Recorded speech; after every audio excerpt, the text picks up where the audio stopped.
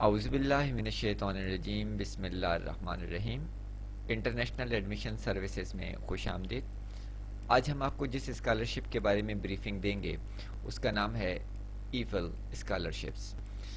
France کی government نے اس scholarships کو اناؤنس کیا ہے اور اس کو فنڈ کیا ہوا ہے ministry of Europe and foreign affairs نے، اور اس پروگرام کا بنیادی مقصد یہ ہے کہ فارنرز کو ماسٹرز اور پی ایچ ڈی لیول کے پروگرامز پیرس میں، فرانس میں کرائے جائیں، اور یہ فلی فنڈڈ اسکالرشپ ہے۔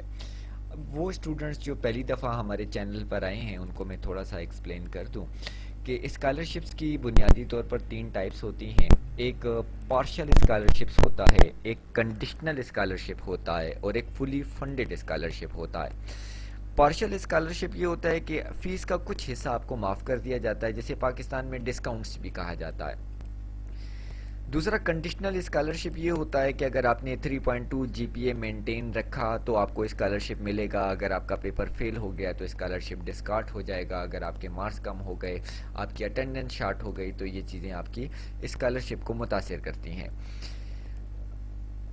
جبکہ یہ جو فلی فنڈڈ اسکالرشپ ہوتا ہے اس میں گورنمنٹ جو ہے وہ آپ کو فائنانس کرتی ہے، پڑھنے کے لیے آپ کو پیمنٹ کراتی ہے، ان کا آپ کی ایکیڈیمک اچیومنٹ کے ساتھ کوئی تعلق نہیں ہوتا۔ ونس آپ کو اسکالرشپ گرانٹ ہو جائے تو آپ نے یہ پروگرام اس ٹینیور کے اندر اندر کمپلیٹ کرنا ہوتا ہے۔ 9 جنوری 2021 اس کی ڈیڈ لائن ہے، 1 یہاں پر مجھ سے مس ہو گیا ہے، لیکن 9 جنوری 2021 اس کی ڈیڈ لائن ہے۔ اسکالرشپ کا ڈیوریشن کیا ہے؟ ماسٹرز کے پہلے لیول کے جو پروگرامز ہیں وہ 12 مہینے کا ہے، یعنی کہ 1 سال میں وہ ماسٹرز آپ کو کرائیں گے۔ ماسٹرز ود اسپیشلائزیشن جو ہے وہ 2 سال کا پروگرام ہے، اور پی ایچ ڈی 3 سال کا پروگرام ہے۔ ماسٹرز لیول کے جو اسٹوڈنٹس ہیں ان کو کتنے فائنانس دیا جائے گا؟ ان کو منتھلی الاؤنس جو دیا جائے گا وہ 1031 یورو ہے۔ منتھلی اسٹیپنڈ پاکٹ منی جو ان کو ملے گا وہ 150 یورو ہے۔ اس کے علاوہ ٹکٹ ان کو ملے گا۔ کلچرل ایکٹیویٹیز ان کی جو ہوتی ہے، جس طرح ہمارا پاکستان میں 14 اگست ہے، 6 ستمبر ہے، کوئی پبلک ہالیڈے ہے اور وہ اس کو سیلیبریٹ کر رہے ہیں تو اس کے لیے آپ کو الگ سے الاؤنسز ملیں گے۔ ہاؤس الاؤنس اگر آپ وہاں پر کوئی ہاسٹل مینٹین کرتے ہیں، کسی کے ساتھ رینٹ شیئر پہ رہتے ہیں تو آپ کو ایز پر ایکچوئل الاؤنس آپ ان سے کلیم کریں گے۔ فائنینشیل کوریج جو ہے وہ پی ایچ ڈی لیول کے لیے کتنی ملے گی، یہاں پر ساری ڈیٹیل مینشن کی گئی ہے۔ 1400 یورو جو ہیں وہ آپ کو لیونگ ایکسپینسز کے لیے ملتے ہیں، اس کے علاوہ ٹکٹ ملتا ہے، کلچرل ایکٹیویٹیز کے لیے پیسے ملتے ہیں، ہاؤسنگ الاؤنس بھی ملتا ہے۔ کن کن ایریاز میں آپ اسکالرشپس کے لیے اپلائی کر سکتے ہیں، ایک بہت بڑی سی لسٹ ہے، اور ہمارے پاکستانی جو اسٹوڈنٹس ہیں ان کی میجارٹی جو ہے وہ اس میں لائے ہوتی ہے۔ مثال کے طور پر انجینئرنگ اس میں ہمارے اسٹوڈنٹس کرتے ہیں، انوائرمنٹل سائنسز میں اسٹوڈنٹس جاتے ہیں، مینجمنٹ سائنسز میں جاتے ہیں، اکنامکس میں جاتے ہیں، پولیٹیکل سائنسز میں ہوتے ہیں، تو یہ ساری فیلڈز یہاں پر آلریڈی اویلیبل ہیں۔ اب پرابلم یہ ہے کہ ایلیجیبلٹی کیا ہے۔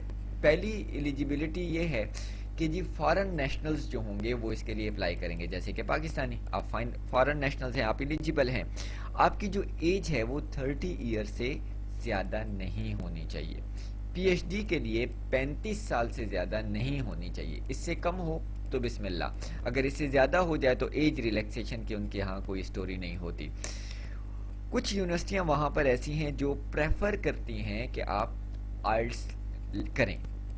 کیوں کریں؟ کیونکہ وہاں پہ موڈ آف وہ جو ٹیچنگ ہے، وہ جو میتھڈالوجی ہے وہ آئلٹس میں ہوتی ہے، تو اگر آپ کی انگلش وہاں پہ کمزور ہے تو تھوڑی سی گڑبڑ آپ کو وہ ہوگی وہاں پہ، تو اس لیے یونیورسٹیاں جو ہیں وہ پریفر کرتی ہیں کہ آپ آئلٹس کا سرٹیفکیٹ لے کر آئیں تو آپ کو ایڈمیشن میں آسانی ہوگی۔ لیکن کچھ یونیورسٹیاں ایسی بھی ہیں کہ وہ جو آنکھیں بند کر لیتی ہیں اور وہاں پر کوشش کرتی ہیں کہ آپ کو آئلٹس کی ٹریننگ کرا دی جائے اور آپ سے چارجز لے لیے جائیں اور وہیں پر آپ کو تھوڑا سا ایکسپرٹ بنا دیا جائے۔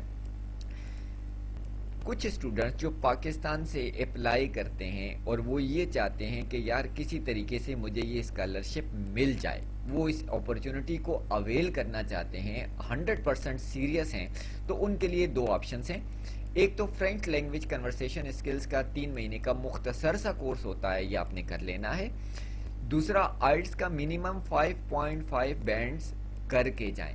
اس کا ریزن یہ ہے کہ پاکستان میں ایجوکیشن چیپ ہے، آسانی سے آپ گھر بیٹھے آن لائن سسٹمز کے ذریعے آپ وہ ٹریننگ لے سکتے ہیں، رات کو بیٹھ جائیں، شام کو بیٹھ جائیں، صبح سویرے آپ کو ٹائم ملتا ہے، آپ اپنے لیے کسی سینٹر سے رابطہ کر لیں، ہم آپ کو لنک نیچے دے دیتے ہیں، آپ اس لنک پر رابطہ کر کے آپ فارن لینگویج کے کورسز کر سکتے ہیں، آئلٹس کا کورس کر سکتے ہیں، تو بڑی آسانی کے ساتھ آپ اس دوران کہ آپ جنوری تک اپنی اپلیکیشن کی پروسیسنگ کا انتظار کریں، ساتھ میں آپ نے ویلیو ایڈڈ 2 سرٹیفکیٹس لیے ہوں گے جو آپ کو وہاں پر بہت زیادہ آسانی کے ساتھ اسکالرشپ دلوائیں گے۔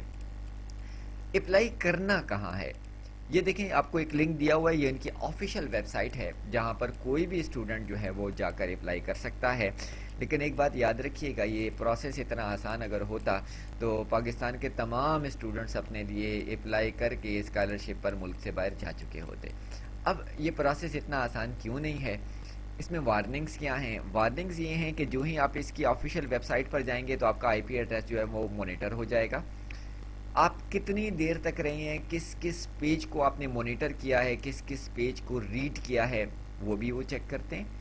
کوکیز آر اسٹورز، کوکیز کیا ہوتی ہیں؟ یہ چھوٹی چھوٹی ٹیکسٹ فائلز ہوتی ہیں جو آپ کے براؤزر کے اندر جا کر اسٹور ہو جاتی ہیں کہ اس بندے نے کتنی دفعہ ہماری ویب سائٹ کو وزٹ کیا، اس کا براؤزر کیا تھا، اس کا لاگ انز کیا تھا، اس نے کتنی دیر تک اس کو اس سیشن کو جوائن رکھا اور کس کس جگہ پر کلک کیا، ایون ایک ایک چیز آپ کی مانیٹر ہو رہی ہوتی ہے۔